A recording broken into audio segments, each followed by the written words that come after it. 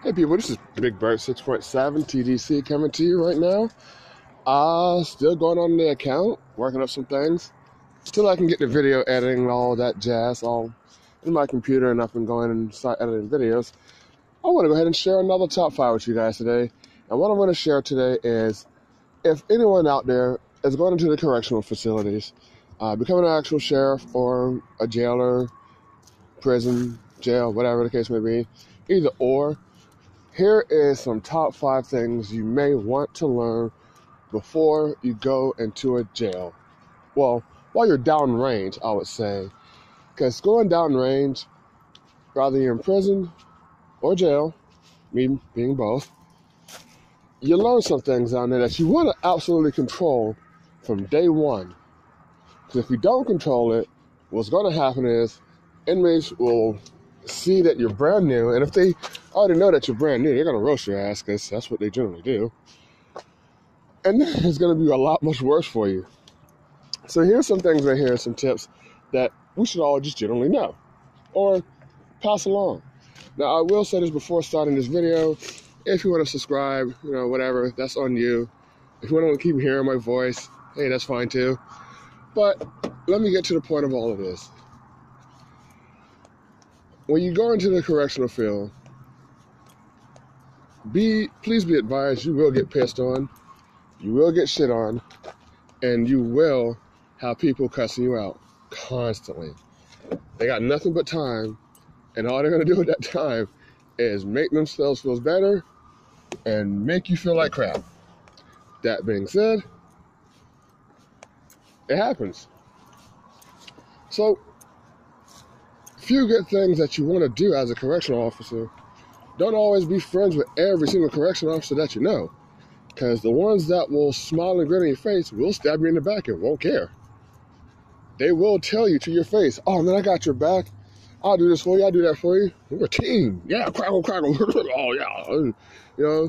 You would tell the ones who will simply be there for you and the ones who are actually kind of screw you over when they first feel the need to. One of the biggest things you can actually look out for when you first start at a correctional facility, when you first go downrange, here's the number 5 in this choice. Watch what you say. When you're in jail, there's a lot of things of fuck this and a fuck you moment. And I say that without being too explicit because of the mere fact is that it's the truth of all of this.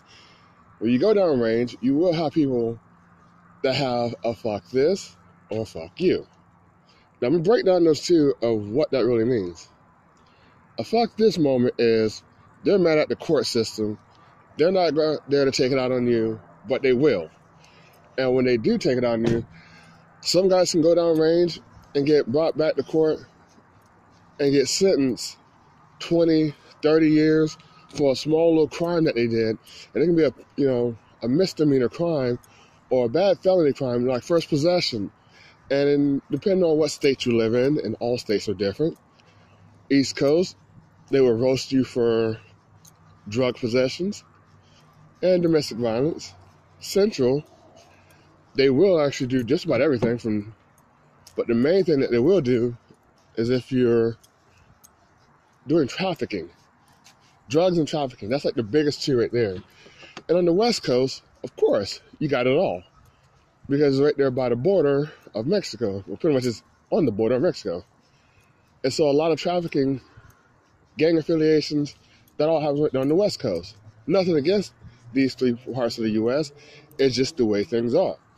Now, Alaska, the only thing you really have to worry about there is, well, shooting the wrong damn deer during the wrong time. Duh. But getting to the point, when the inmate goes down to court, and I'm speaking on a jail perspective, we will talk about the actual prison perspective as well. When an inmate goes to court, they'll go to court and be there all day long. And weeks, maybe even a month, and you will be the actual detention officer or the correction officer listening to all of this as they come back, and they'll vent. Inmates will vent. And I will talk a little more about that later on, about why you don't want to talk to a correctional officer in prison compared to what you do in jail. There's a whole big difference. And it's the safety of not only that inmate, but it's also the safety of the guard as well. Because watching what you say can determine whether or not you're going to get fucked up in jail, or somebody's going to actually say, okay, well, maybe this man got some good common knowledge to spread amongst all of us. And that's the perspective of inmate and correctional officer to help out. Now, getting back to the point, when a inmate goes to prison, or they get their time served, or they get told at what time they're going to have, that can be the most devastating point right there in an inmate's life. Not saying for you to go make friends with an inmate, not saying for you to be their shoulder for them to cry on and mess up your uniform and all that jazz, but it's the mere point of you listen to the inmates, because you're, as a correctional officer and a detention officer, you take that responsibility to where we all know the leading where that's going to go. We signed that paper saying we want to go to DOCO. We make that decision. So by us doing that, we know we're going to get all the sympathy in the world. Me, I barely had sympathy, but I listened. I gave my opinion of what they could do, but I never actually gave them a lawyer's perspective of what to do. I just told them, law library, here's the things you can look up, here's what you can't look up, and I went amongst that. Now, when an inmate gets mad about some of their crimes that they've been told, or what their time is going to be served for, they will lose their damn mind. Some know how to keep their momentum down to where they don't get so bad about it. And yes, it will eat up them, because a lot of inmates, you will understand that there's some goods and there's some ones who just don't give a damn. There's ones who care about their lives, that they know that they did wrong, that they're losing their family, they're losing their job, losing their car. And there's some that just says, well, I'll be out in a couple of months. And you will see some inmates who can get out there and change their ways, some that won't. That just come right back into the game, because that's all they're known of doing. So jail life and prison life is the same. But for people who don't know what it's like, they're going to be very, very down about it. I mean, really down. And you can tell those are the ones that are going to actually get kind of brushed up on, or I'm going to be flat out and say it. I'm going to say the truth. They're going to get punked, they're going to get got, or they're going to get their manhood tested, and they're going to get checked. And the reason why I say all four of those is because it will happen. And it's how they approach themselves out there in the jail and prison world that is going to determine what's going to happen with their lives. First thing I usually tell them is, while you're in jail, you're not convicted yet, which means technically you're still innocent. You're just being detained here. Now, if you've already been convicted and you're actually just sitting your time here, then yeah, you're still convicted. But I see it as a holding. I see mainly jail-wise, anytime you do time in jail, that's just you're holding. You're pretty much not really, guilty after that point. Even if you are convicted of something, you're still not pretty much innocent in a way. But once you go to prison, you are at that point a convicted felon. No ands or buts about it. And there's not much you can really do. But when you have a fuck this and a fuck you moment, inmates will vent and they will get loud, because when they're having that, they hate the justice system. You'll tell who had good news and who had bad news when they come back from court. Depending on which shift you're on, A card, B card, C card, or first shift, second shift, third, whatever, you'll realize when you send these guys to the court, you'll find out that next day or later on that evening if that person had a good or bad court date. Now, when it comes down to the whole, when it's a fuck you moment, what will happen is, and this is why I say you got to be careful what you say.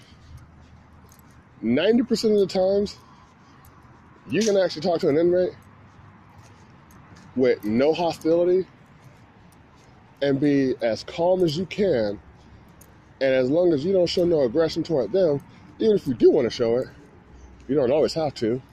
And when you're working at a prison, that's a different story. You got to man up or you're going to get fucked up as a guard.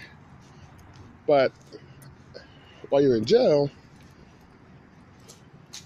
if an inmate does something out of the crazy, you have to actually be assertive on yourself to say, hey, you got to make your rules. You got to stand by them all the time, which is going to lead up to part of this actual list.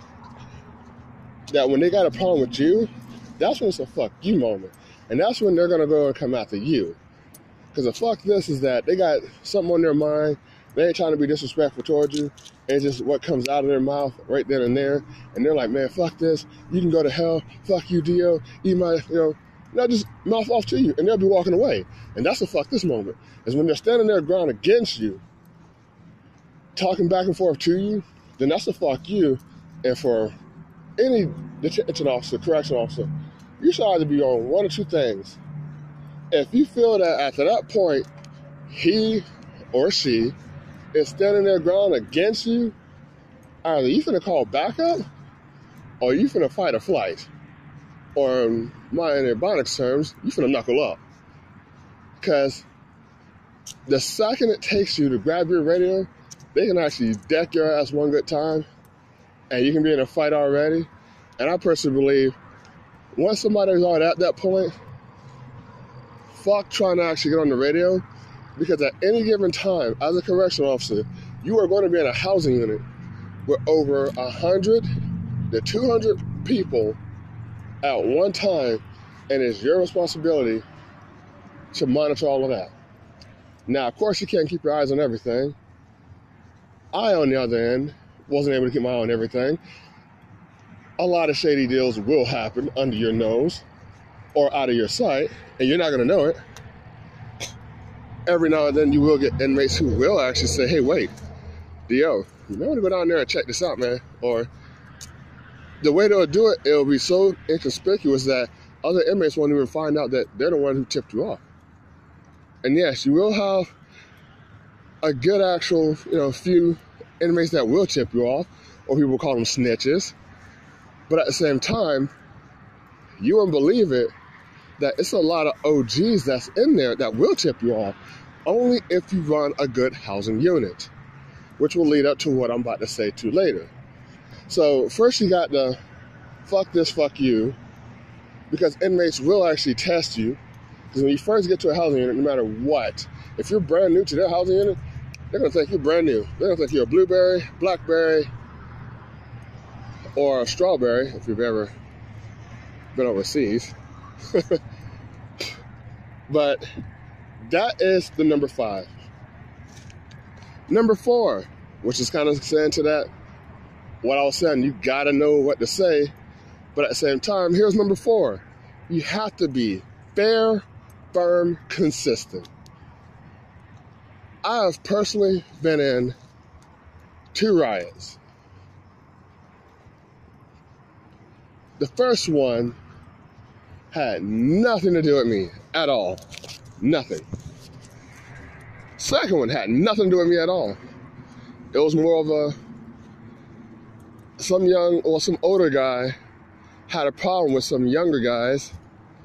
And this is a black dude too. He apparently was a big guy, came in there mouthing off. And you would notice as a correctional officer, the real background to some of these guys who are gang affiliated. Now, if you ever come across a real blood or a real Crip from LA, mainly you'll find out their hometown is near Compton or the main blood area that's in LA. You may want to keep an eye on that person in particular. Not nothing bad, not nothing good, but as an immediate red flag. Not to actually stereotype him, but to know that you want to observe what is his control over that housing unit. How much he controls over that housing unit, meaning what blacks that represent blood will ever actually be involved with him, that will sit around on a table. And here's something here about gangs you will notice. You will notice every gang has its own set of rules. Every jail has its own set of rules, mostly the actual maximum security compared to general pop, because general pop in a jail is almost like it's a mix of everybody. Drunks, meth heads, everybody. They're just in there, doing their regular shit, and then they're gonna leave. But this kind of goes toward the prisons as well. Every prison has gangs. You will recognize these gangs. What you don't understand is, when you go in there, you can't go in any actual prison, and this is something I've had to learn my fucking self, and I learned the hard way. Not very hard, but I've learned the hard way. You don't go in there talking tough shit. And it's not until I got tested, not out of prison, it happened before I went into the prison, where when I was being taught, if I want to go into a correctional, here's what I may want to know. And the person that taught me, I'll never forget this guy, and I'm not going to reveal his name, but he taught some good shit to me. But one thing you want to learn is be fair, firm, and consistent, say what you mean, and don't ever change it. Which will lead up to one of the other things I'm going to mention later on in this video is how to control a pod. Which is actually, it's up there in my top 3. But when you have fair, firm, and consistency, here's what I did every single day, every single time I went to a housing unit. And most of the times, my captain or my supervisors put me on one housing unit that they expected me to fail on, because the housing unit did not have no kind of actual structure into it. And I went in there with a fucking iron fist. I didn't go in there saying, "Oh, you motherfuckers gonna be my women. Y'all are gonna actually do what the fuck I say. I'm the top flight security of the world, motherfuckers." No, I didn't do no shit like that. No, because that's how you're gonna get a damn sock and a battery that's gonna equal going across your damn head, and you're gonna have a bad fucking day. And it's the truth. Or you're gonna have some piss thrown at you, or you're gonna have shit thrown at you. I will say the actual few times I've ever had any kind of feces thrown on me, one, a guy was having a seizure. Didn't actually fault him on that one. I didn't even want to bring charge on him. The guy was having a damn seizure. What the hell am I supposed to do? "Oh man, you're having a heart attack. You're vomiting on me. I'm gonna press charge on you." No. Man, having a medical emergency. Why the hell would I do that for? And the other time I've actually had shit on me is because I was working in medical, and there was a nurse, and she happened to need me in the actual same room while she was changing the man's diaper. Yes, a man diaper. And she dropped it on my damn foot. That was a bad day. Anyways, this is what I did every single day when I went into a housing unit, when I took my pod. I gave a town hall. And I didn't just give a town hall, I gave a fucking town hall. And if anybody knows what a town hall really means, they're gonna know what you expect of them and what they expect of you. And every day, I brought everybody down to the center of the room. They were at the tables, they sat at the tables. And even my supervisors came in, and this is how I got a lot of respect. Because I kind of show that disrespect to my supervisors, not intentionally, is the fact that they're coming in on my town hall. As a correctional detention officer, you control your housing unit the best way you see fit. When I first started into the field in general, I learned you give respect, you get respect. Respect is given how it is given. Meaning, you go in there, you showing the respect to these men, and you tell them that's what you want, you expect that back. But if they don't, I tax their asses. Tax with their time, take their commissary, put their asses back in their cell, make them clean. I would give them shit to do that they don't want to do, so they learn not to fucking actually do it while I'm around. When I ask something, because I ask, then I tell you, and then I make you. And when you want to be at that third point, from that point on, you no longer get respect from me. And I will treat you as like, hey, you're an inmate, I'll call you, because I always call inmates by their last name. I never call them by their street name if I knew it. Even if I did know it, I would have to get removed. But I would ask, tell, make. And what I would do is every town hall, I would pull up a chair. I'll take one of their chairs. Sorry about that. I would actually have everybody come there, and I would sit right there in the middle. And I just have a little chair sitting right there until I get bored, till I can get done being tired of standing, and then I sit down. But this is what I would do. I will say, town hall. I will wait a few minutes, let everybody, wake up, get the eye boogers out of their eyes. Everybody come down, and they'll start talking. Now, mind you, as an officer, when you're in the jail, you have control over everything in your housing unit. Water, lights, TV, phone, home waves.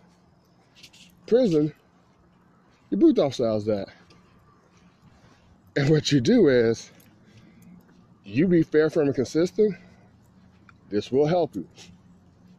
What I did, after I gave town hall, and once my reputation kind of preceded me, people around the jail and the prison where I worked at, they all knew when I came in, as soon as count is even over, I used to come in early just so when I go down range, I would go clock in, give my actual, guy that I'm actually supposed to be relieving, I would give him like maybe a 20-minute, 30-minute actual head start, like, hey man, go home.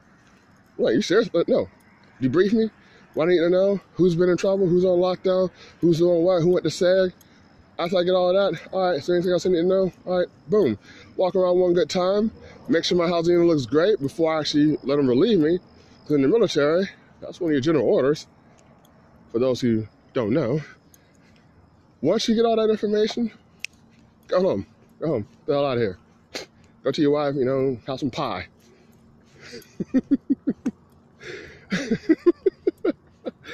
But once I figure that out, and another thing you will want to learn as well, who you want to actually have as your trustee to work and clean, which I always had 2 people I've ever actually, been in a housing unit with. And I usually take about 3 months before I even choose who I want, especially if I know I'm going to be there for a while. But what I did was, as soon as I called that town hall, if people start talking and they don't know my reputation yet, after about 5 minutes, I just kind of stand there, and I usually have a paper with me that actually says what I'm going to actually talk about. And if they want to keep talking, let them keep talking. But here's what you do as a correctional detention officer. If you don't want to turn on a damn thing, you don't have to. As long as you call in your supervisor after you've made your town hall or in the middle of your town hall, and you explain to them, hey, look, this is why I'm not actually turning on anything. I'm trying to give a town hall. They're being rude. They're not trying to listen. I'm waiting for them to be quiet so I can go ahead and do my town hall. Now, once inmates realize, okay, you're standing there not for your health, but you're standing there for their reasons, you will notice something. All the older and the ones who really give a damn about their time, that home wave, that phone time, it'll settle in. It will settle in. So when they're like, oh man, this dude he's not really bullshitting right now. Let's see what the fuck he got to say. And that's when you do it. First things first, I've always said, whenever I did a town hall, was, good evening, gentlemen. For those who don't know me, let me explain something to you. I'm a man who's fair, firm, and consistent. I will treat you as the way you want to be treated. Whatever game you played outside these walls, you lost. You're all losers. But to me, you're all here equal because of the mere fact is that you will not be treated any differently than what you already are. I don't care about your age, your race, whatever. Here, you're all equal. Never will I ever tell you that you're below anything else. Whatever you did outside these walls, you lost. And now you're in here to do your time. And however you want your time to be spent can be determined on how you treat me, and it's the same way how I'll treat you. I have rules. I like a clean pod. I don't like it too loud. I know you're going to pass your commissary, so I'm not going to actually break that. I'm not going to force you to say, hey, don't pass your commissary. No, you're going to do it anyways. But here's what I actually expect out of all of you. Thievery will not be accepted. Because if I catch you, you're pretty much going to stay on the pod, but I'm going to write you out to lock you down.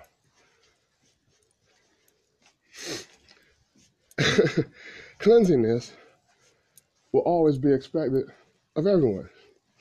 Yeah, your pod is how this will get along.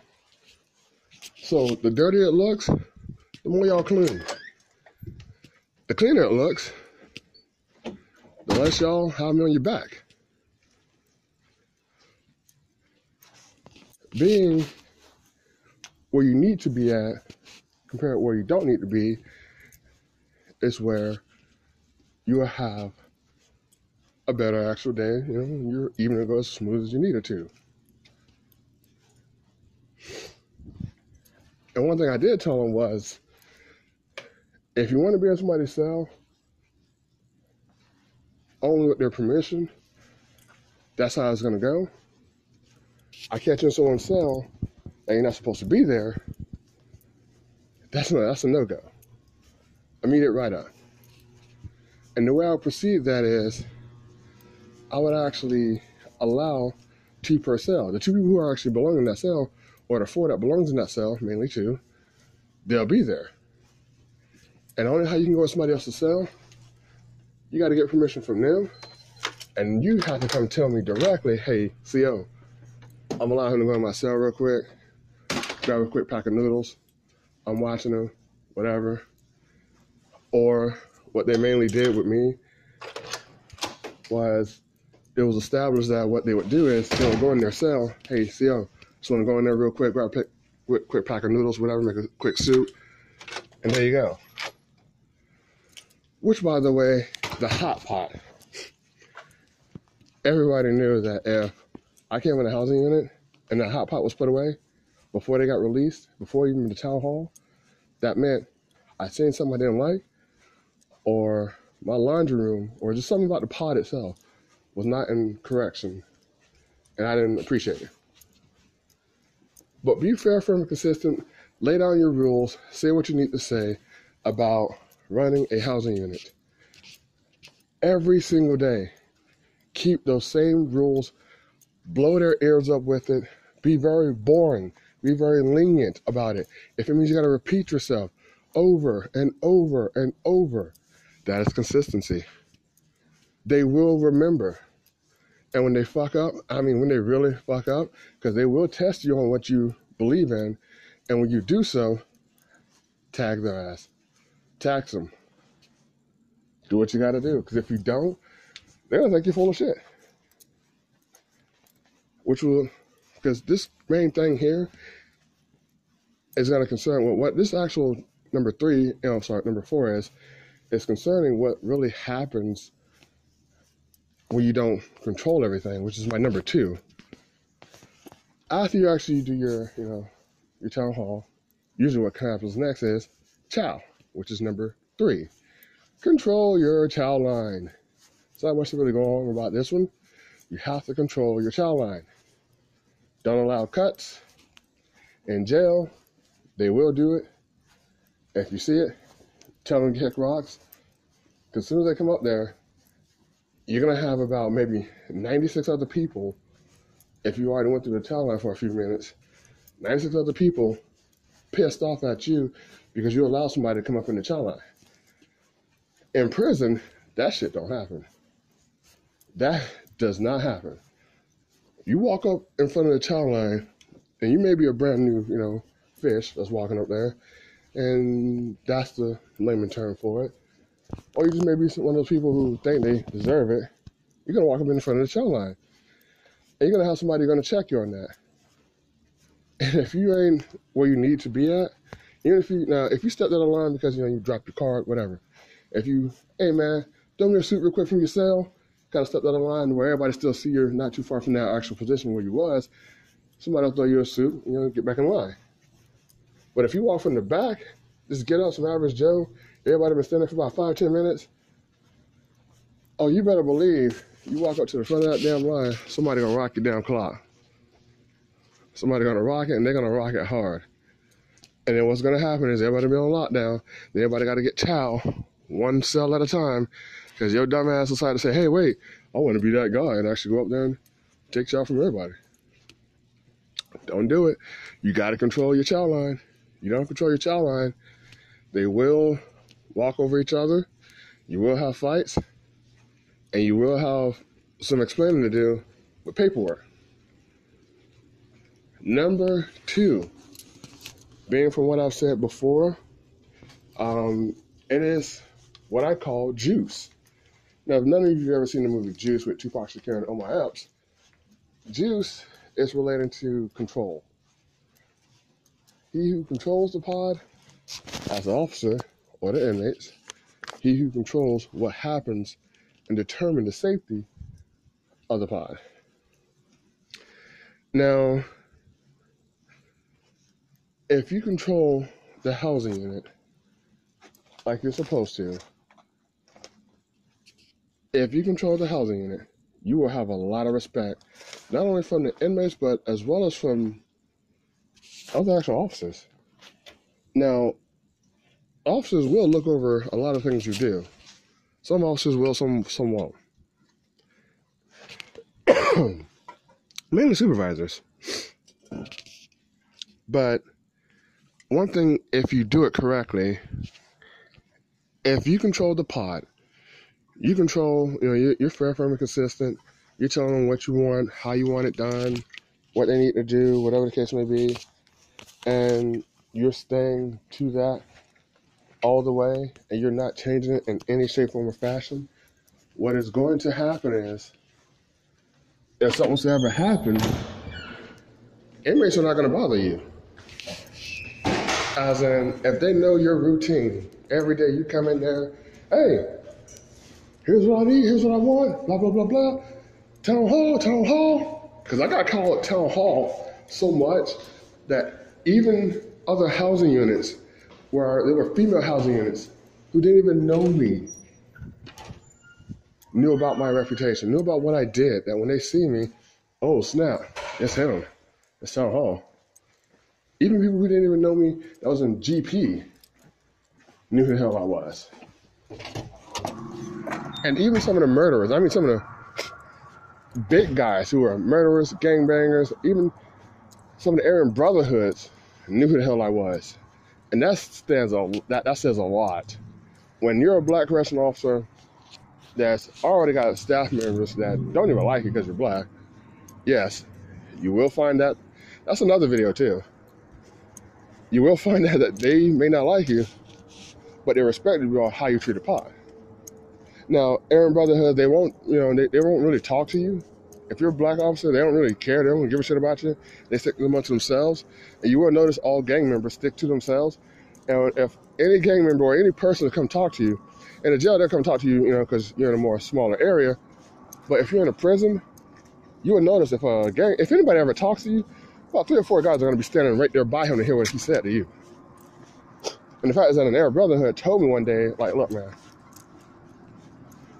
he asked for certain things because every inmate is going to do so. Hey, Dio, can we do this or we do that? Can we go over here or whatever the case may be? And they're always going to check you on your word to make sure you're still hype and tight. And that's why I said, if you say every single day of what you want done, that means they know they're not going to be able to check you on it because they know you're going to stay on the same damn thing every single day. But the Aryan Brotherhood, who actually once talked to me one day, and him and about 3 of his other buddies that came around him, and they were standing a little distance back. They didn't want nothing to do with me. They just was watching. They were literally standing there, and he's talking to me, and what he said to me kind of surprised me. He was like, look, man, no offense to you, but we're going to make you put your work in today. I kind of had Paul look at me. I was like, well, what are you talking about? And he said, look, we've been trying to hold this off for a long time, but apparently we're going to mess with one of our people, we're going to set him straight. It's going to be a fight on our ends. And so by the time you even walk up to your desk or even try to call this in, it's already going to be dealt with. Not knowing, and here's something right here you may want to actually know, officers, inmates will distract you with a conversation. I call it the fish liner. I call it fishing, well, to be honest with you. And inmates do that as well. What I mean by they do it as well, as in when they're in their cells and they're on lockdown, they will send kites to each other by pulling out strings and fish lining that somewhere else to another actual cell to get a note passed.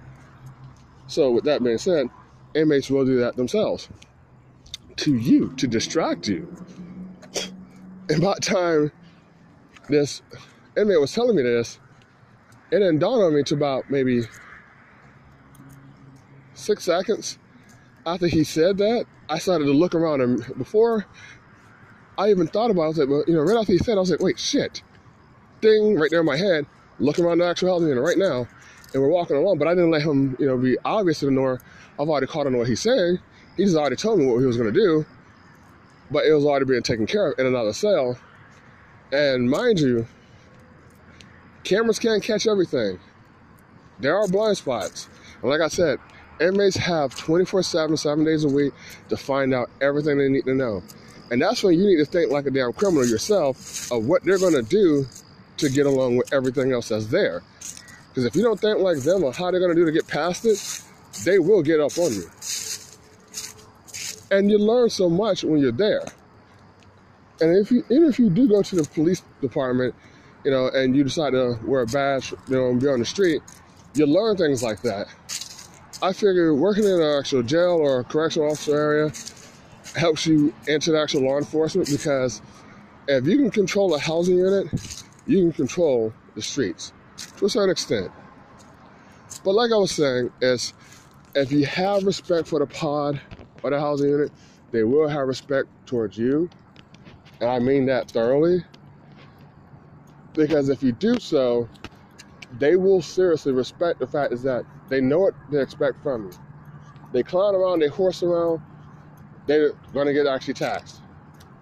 And I tell them all the time, I see anybody horsing around, playing like that, a little pity pat, jumping over them, put them in the headlock. That's an immediate, I'm going to call it code where y'all are fighting, y'all can go to explain to my supervisor, lock the pod down. Don't do that shit around me. Just don't even do that shit. And I tell them flat out, and here's something that kind of goes with my number one, but you will have to get a little verbal language with them. Yeah, don't let these down, documentaries of what to do and what not to do. No, when it comes down to it, when the shit hits the fan, when things come down, you will have to control your pod, which leads to number one, locking it down. You have to use some explicit language. Fuck, shit, hell, motherfuckers. You have to use that damn language. I don't know what officer never really used it, and if they've never had, most of the time they just either don't care or they think they care. It's just the mere fact is that you have to use some kind of control. You don't control a housing unit by just being, for everybody. Now, I will say this, if you're an older or elderly woman, and every inmate knows, we've all had them kind of grandmas before that came in there and made you feel so damn down. And you're like, man, I want to punch her, but you can't because, besides being a woman, she's actually telling the truth. And it makes you think, oh, shit, she's really telling the truth about me. And women, hey, y'all have the same thing too. You have to be careful what you say. But when you get an actual correctional officer who's more like one of them elderly women who know what the hell they're talking about, who's been around the actual block, who knows this is what you should be doing, this is what you should not be doing, those are the ones that have a lot of high respect from inmates. Reason being, they know what they're talking about. They're a grandma, they're a grandfather. But when you are nearly the same person and you're just an average Joe who just simply wants to be an actual correctional officer and you're trying to be the best you can, you simply do what you can do, control yourself, and go from there. There's nothing that can really actually determine how you're gonna, be it until you actually be out there and express who you are. Because at the end of the day, you are you. You're gonna take what you know and apply it. And if you do it correctly, you'll be a successful officer. Now, don't get out there and do some things that, is going to hem you up, which is going to be on the next video where I'm going to talk about it.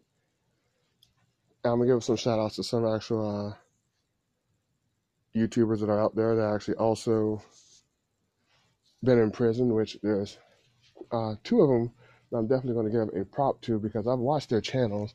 I like what they do and I like what they talk about because of the mere fact is that it's the truth. If the younger generations now look at what's going on and stop at all this, I want to be a drug dealer, I want to get all the women in the world and make all this fast money.